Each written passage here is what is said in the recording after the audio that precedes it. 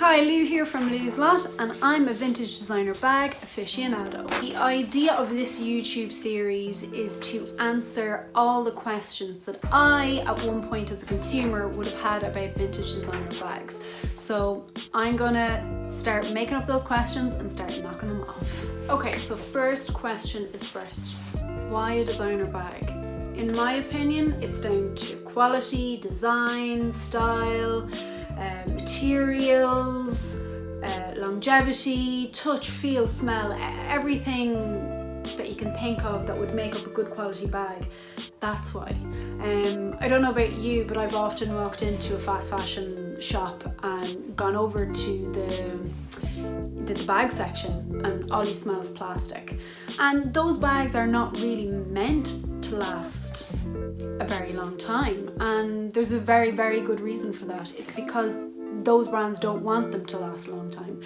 They don't want you to come back next year for a bag, they don't want you to come back next quarter for a bag, they want you to come back next month and next week, and they're very trend focused as well. So, you know, they kind of play on the idea that they're getting you back in all the time, purchasing. Whereas when you look at designer bags and you feel and you touch and you smell the quality, and because they're a higher price point as well, you're going to be a lot more careful about your purchase. It's going to be a much more considered purchase. So my first big designer bag was a black Mulberry zipped Bayswater handbag, and she is a classic. I am going to have her in 30 years time without a shadow of a doubt, and I still love her to this day.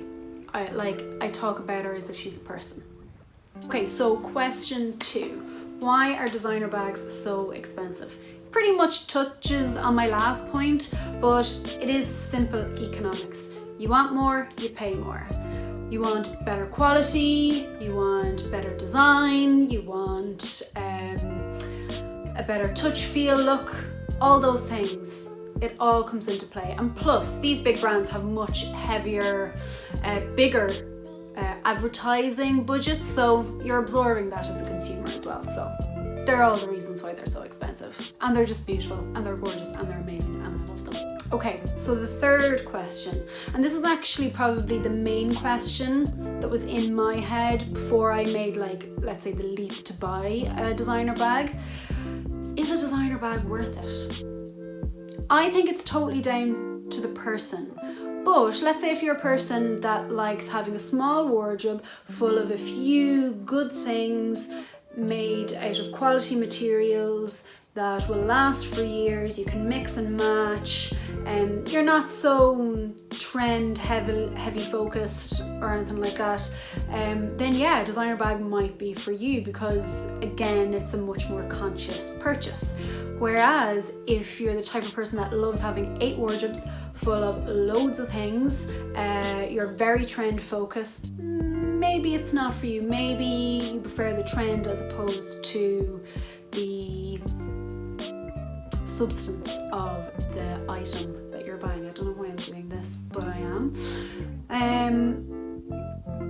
Although I find I've been both people. I find that I have been the person with bursting wardrobes with nothing to wear.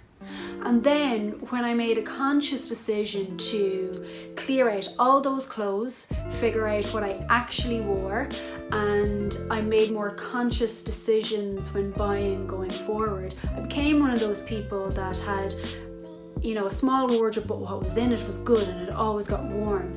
And then I was able to buy the pieces that I really want because they were considered purchases. So, fourth question, a designer bag for life.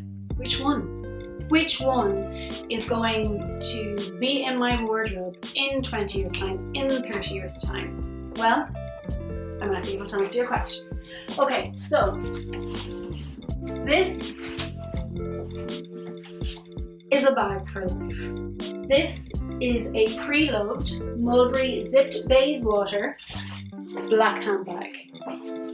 I know that even if I go down to the shop, or if I go to an event, before I go to a work meeting, you know, lockdown aside and pandemic aside and all that crack, I know that I am going to be dressed well. If you're picking a bag, you can't go wrong with black. It's always chic, it's always going to be in style, it's always going to serve you well. And a bag like this that is made out of incredible leather that holds its shape for years, like this is going to be in your wardrobe in 20 years time. Now another bag that is also a really good investment is this little bag. So this is a vintage Louis Vuitton monogram pochette. This bag is 21 years old and it's still in incredible condition. It was stylish 20 years ago, it is stylish now, and it will be stylish in another 20 years. If you can see that a designer bag that you have your eye on right now was popular 20 years ago, like, it's probably going to be popular in another 20 years. So it's a good investment, and to be honest, you might even be able to sell it in 20 years time for more than you actually bought it now with inflation and all that. So it is a really good bag to invest in. I am going to go into more about investing in certain types of bags in another YouTube video series. So make sure you do link, subscribe, do all that stuff that, you know, you're supposed to do when you have I'm supposed to say all that, right? Yeah, link, subscribe. I'm going to be answering all the questions I ever had as a consumer for you.